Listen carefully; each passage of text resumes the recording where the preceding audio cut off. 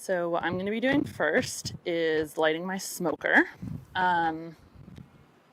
Some people think that this is a sedative for the bees. It's actually not putting them to sleep. The bees communicate through smells, through pheromones. And so by masking their ability to emit the danger pheromone, the danger smell, they will stay a little bit calmer, but it's not sedating them or drugging them. So I'm just lighting my smoker.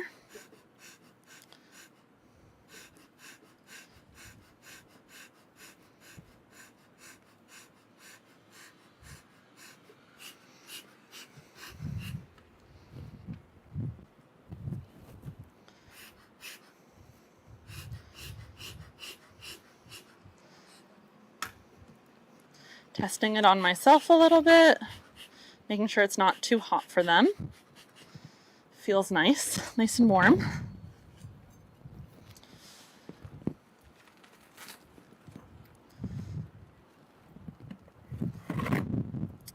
So now I'll be working on getting this insulation off, which will take me a minute.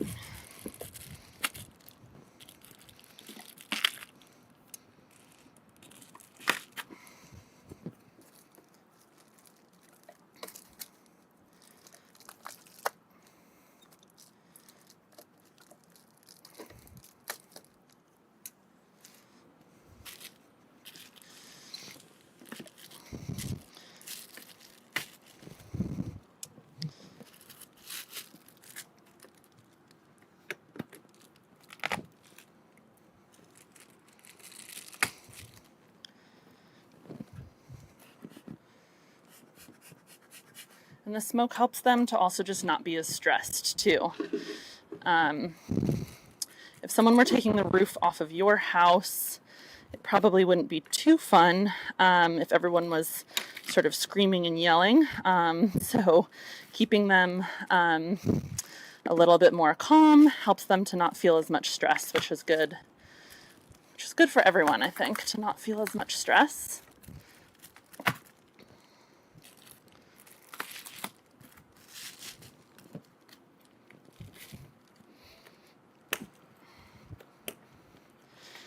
Some of these staples I really put in there.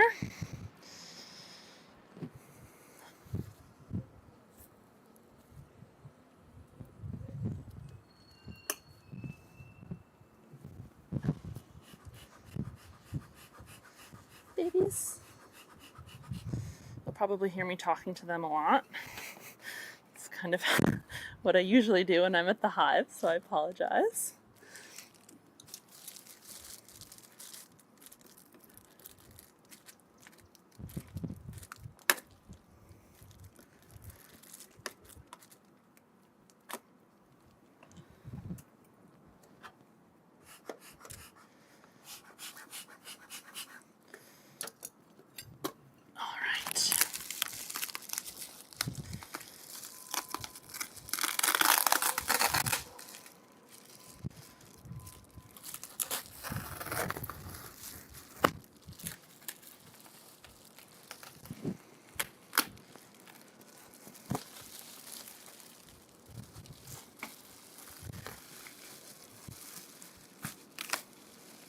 So you might be noticing the dead bees around the front of the hive, and that's one of the most common questions that I get is why are there so many dead bees and what's wrong?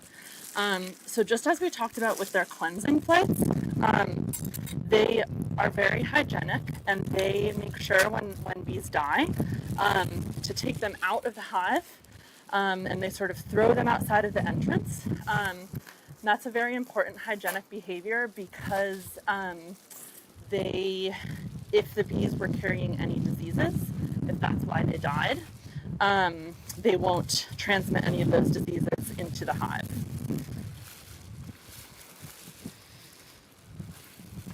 And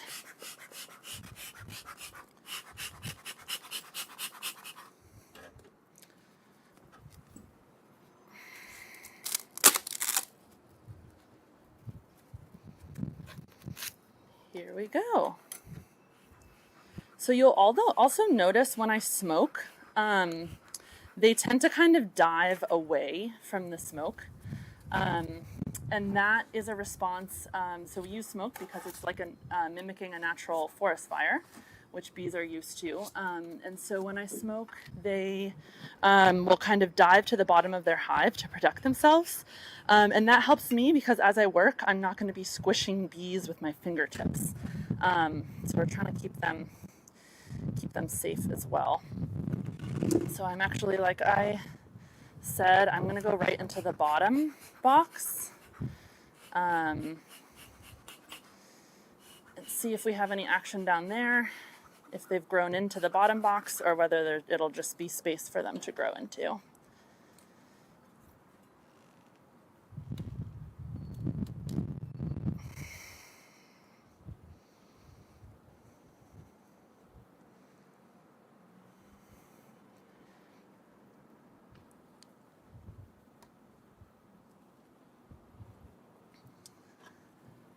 So we do have some growth down here.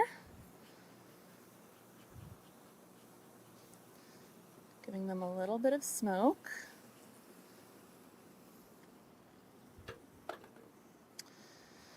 So right now, without disturbing them too much, I can see some of the resource frames.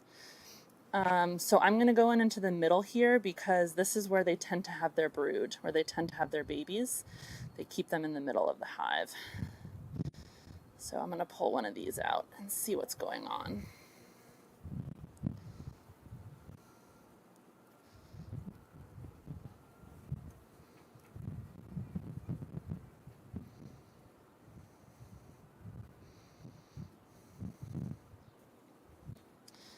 So we have a resource frame here. I'm going to try to make sure people on the stream and inside can see.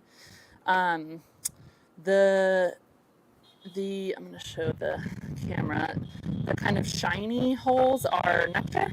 The ones with color in them are pollen. So looks like they're collecting some resource.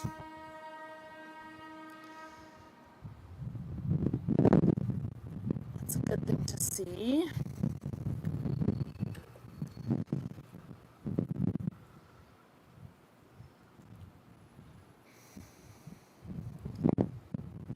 More resource.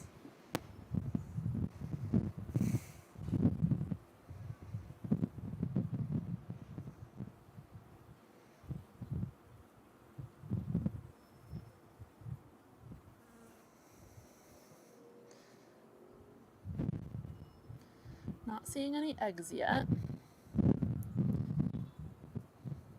but they're definitely bringing in pollen and nectar, which is a great sign.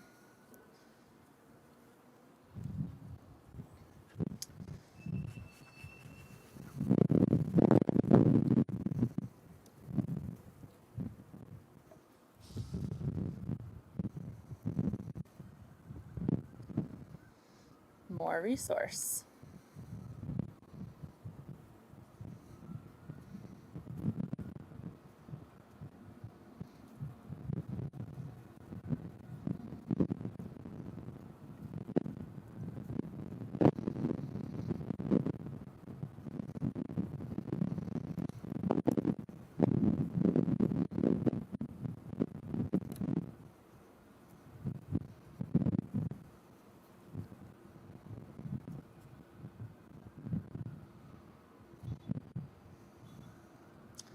So just doing that counting in my head, looks like we have 3 plus a little bit of resource frames down here.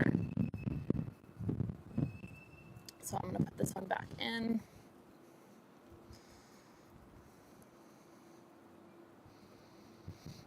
Because they're working really hard to maintain the temperature in the hive, so I try not to have frames out for too long.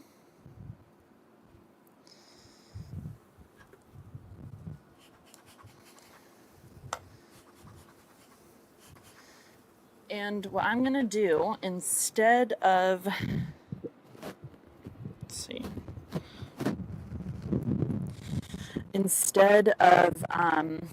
putting the box back on and going through it there, because what the queen is going to do is she's going to dive away from the light. I'm going to put the lid on this first box to keep them warmer. And then I'm going to go through the second box, see if we can get a look at the queen today.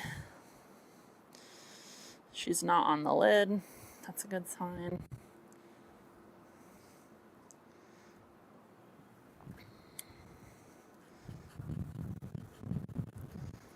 Oh, and I'm already seeing some brood.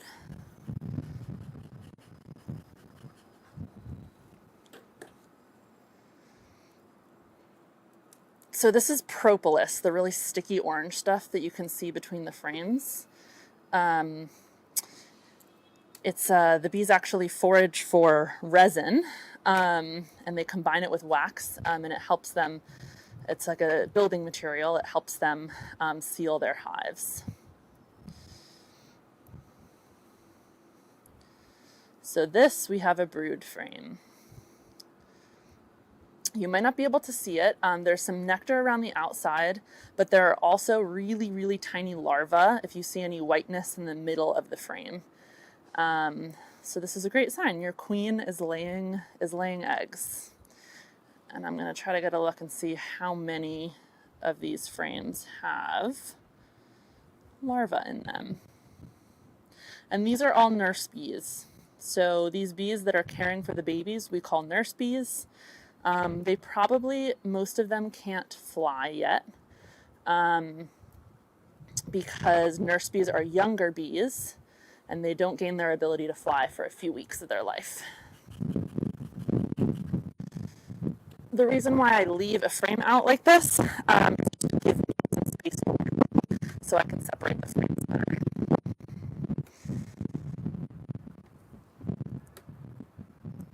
All right.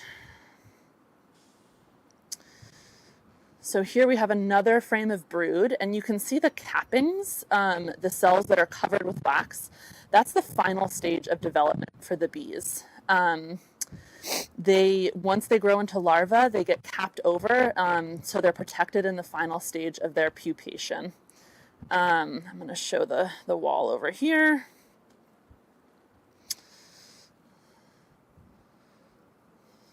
Some capped over brood. Bees working hard. So that's 2 frames of brood.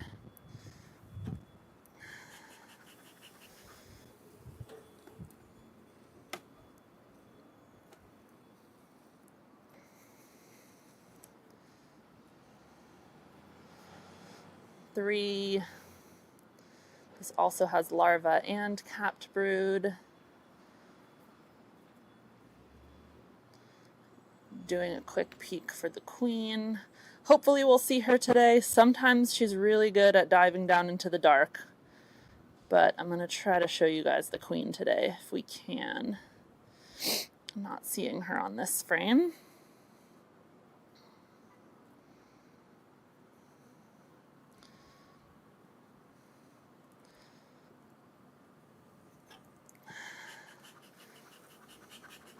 Because the queen only leaves the hive once in her life to mate, she very much likes the dark. She's not really used to being out in the light.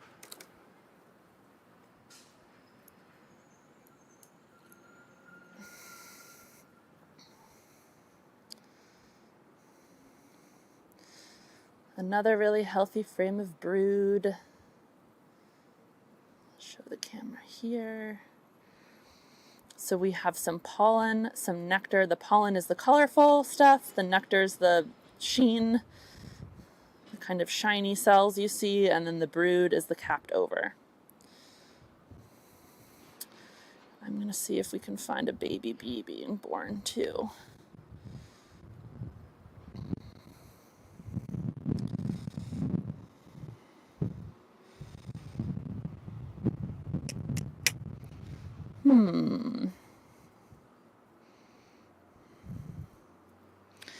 And you can see some of the bees with their heads down in the cells. They're either caring for eggs and larvae that are down there, or they're storing pollen or nectar close to the babies to be easier to feed them.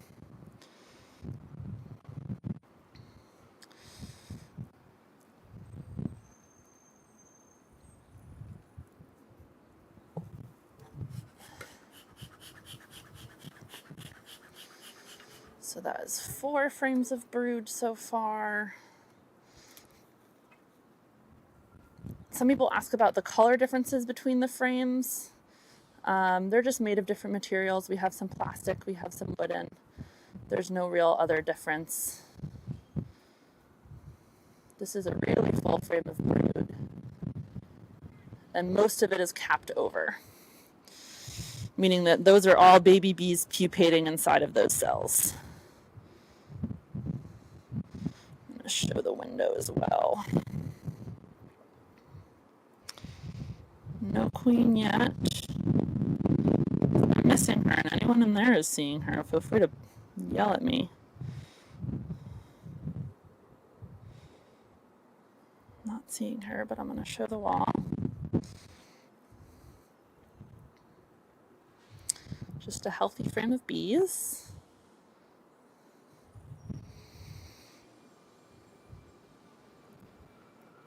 So that's 5 brood. If we have more than 6 or 7, I would take a couple frames.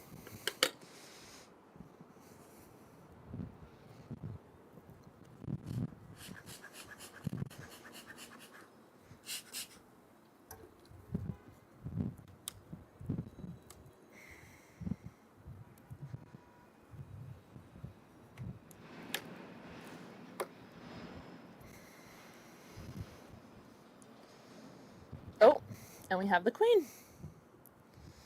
She is a beaut. So, are you able to zoom in on her? So we have your queen. I'll bring her to the window too. She's right here. You can see her abdomen. The third section of her body is much larger than everyone else.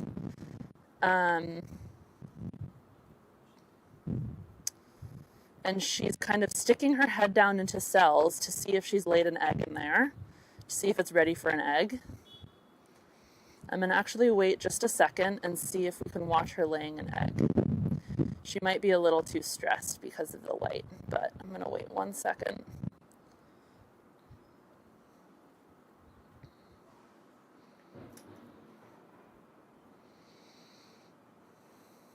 She's just looking around. I'm seeing that most of these cells actually do have eggs in them. I'm not sure if you could see it on the camera, but there's tiny little white flecks in most of these cells right here, which are all eggs. I'm going to show the windows, the queen.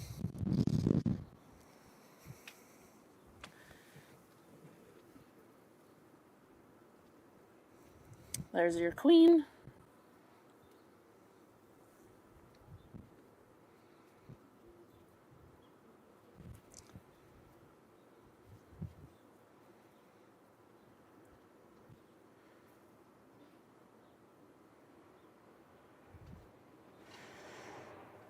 Okay, and I'm actually going to, can you guys hear me? Okay. For those that can hear me, I'm going to be marking this queen.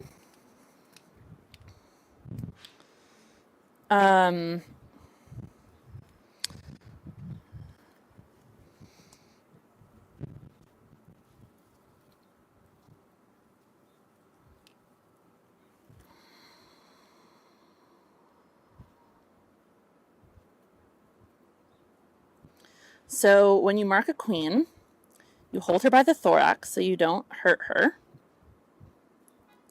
And why would we mark a queen? It's not just to help us look at her, but red is the color of 2023. And I know that this queen was born in 2023, so it actually helps me know how old your queen is, because the older she gets, the fewer sperm she'll have for fertilizing those eggs.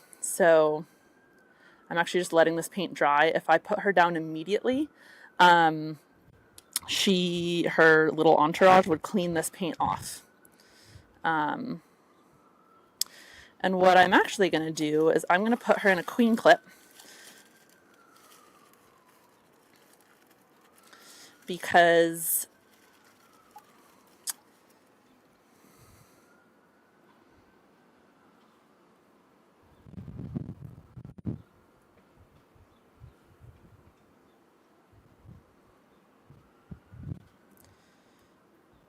now I have no risk of accidentally shaking her when I do the mite wash.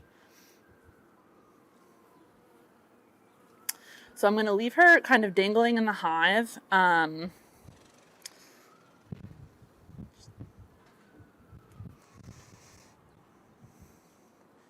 So that the bees don't worry about her. And now that I know she's there, we don't have too many frames of brood. I'm going to try to actually be a little quicker because everything seems to be going great. Just going to check and see what we have on this frame here. Some resource. Okay, so your hive is looking great. There's no need for me to split it.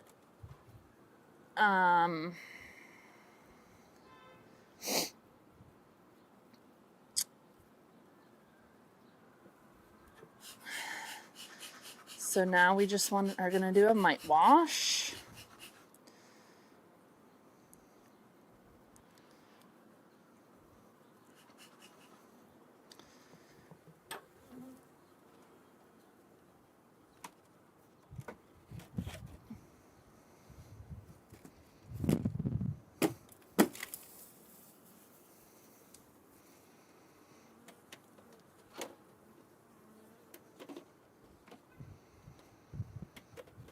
Just cleaning this out.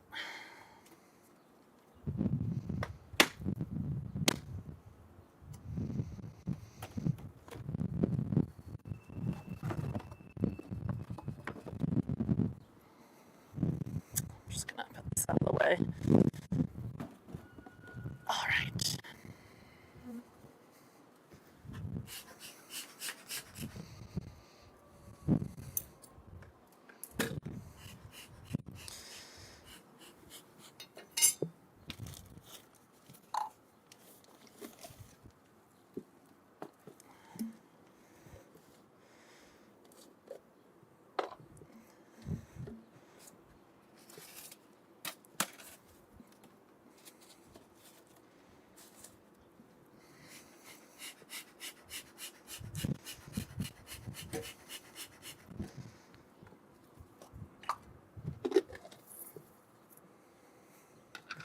Okay, I'm actually going to say that maybe you should give me a little bit of space.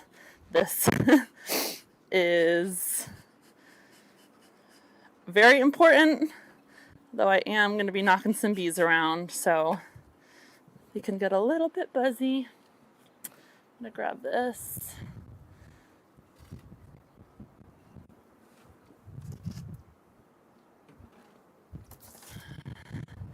And I'll show the camera the wash, but I'm going to be doing this part in front of the hive because it helps the bees that get knocked onto the ground find their way back into the hive.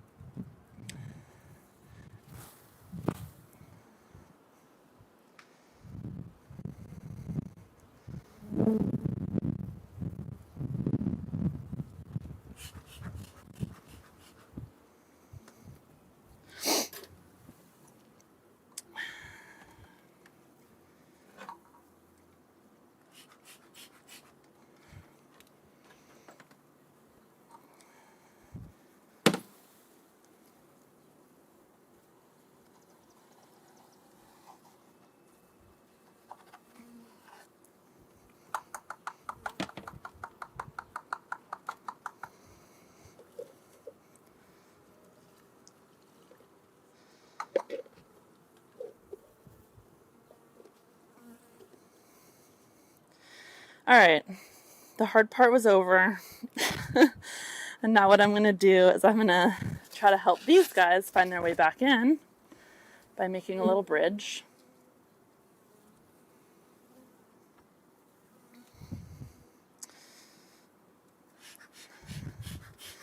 And I'm going to try to smoke over here so that they can smell the hive and go back in the direction that they need to go.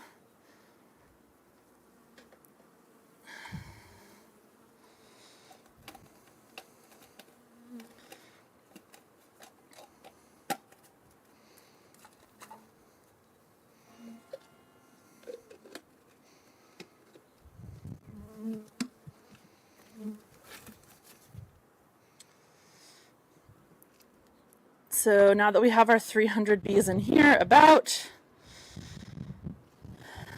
1 minute.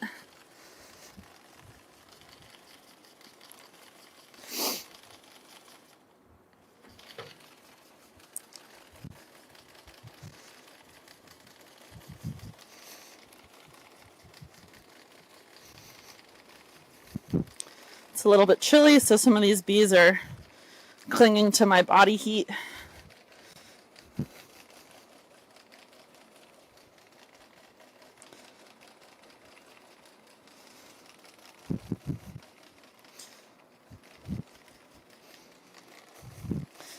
Another 20 seconds or so.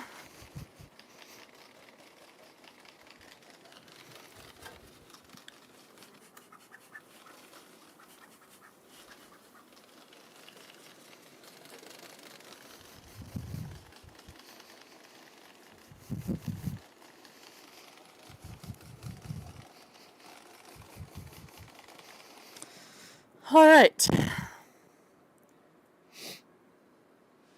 This is great news. So the mites come through the colander to the bottom, and we only have one, which is good, which is great. 0 to 1 I can live with. All right, so we are in good shape here. I'm going to start closing up the hive.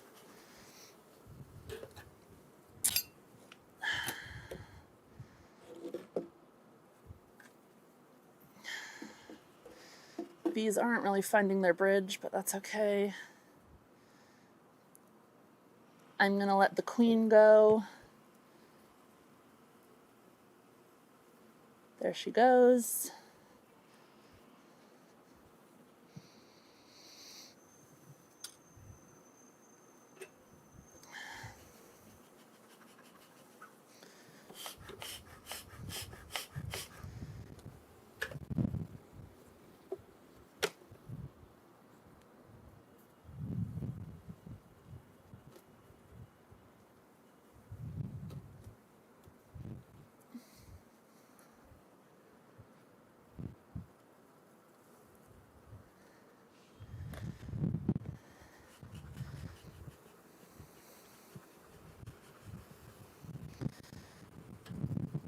And adding this last frame back in.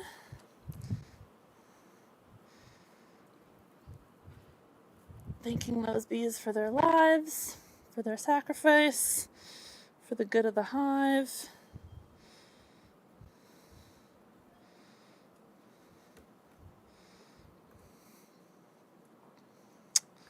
Where's my inner cover? So I'm actually going to try to help these guys out a little bit and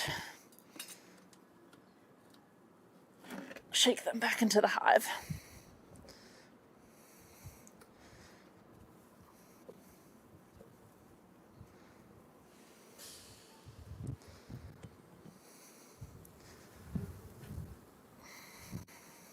They will find the hive from the ground, but I try to help them out a bit.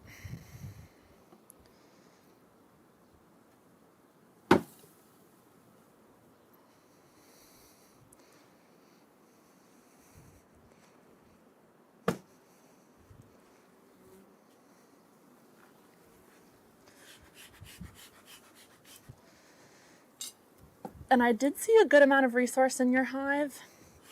but they have some space to fill. They definitely have wax that they have room to store some more. And the bucket won't just continuously drip nectar into the hive. It's kind of like a hamster feeder. The bees can use it if they need it. So I am going to put it on the top just in case. If we get some really rainy days, sometimes they can't go out and forage. So I'm going to do that.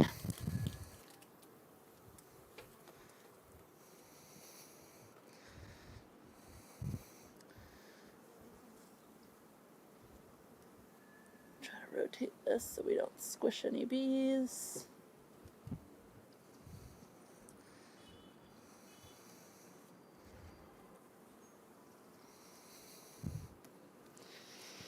No bees in my armpits.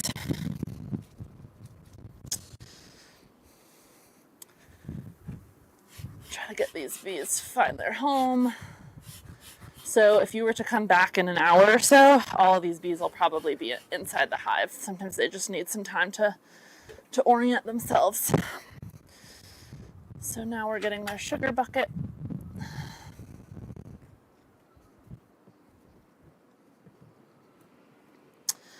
So this has a drip, a hole in the top of the bucket. And that hole in the top of the inner cover is perfectly placed so that your bees can go up and take little drops of nectar if they need it.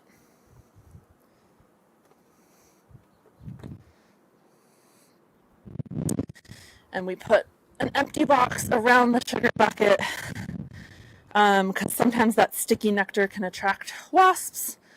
We don't want your bees to have to fight off any wasps. Just gonna rotate this.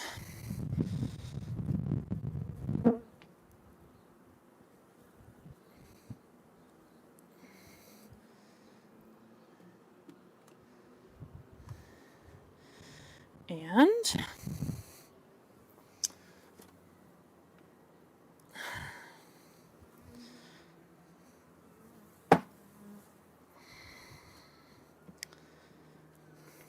put the lid back on. This reflective lid helps them with the heat. Why are we?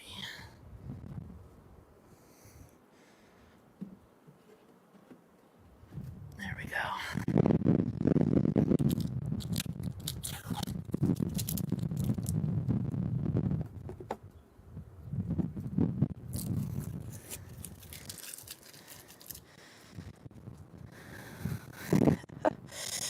A lot of bees. All right.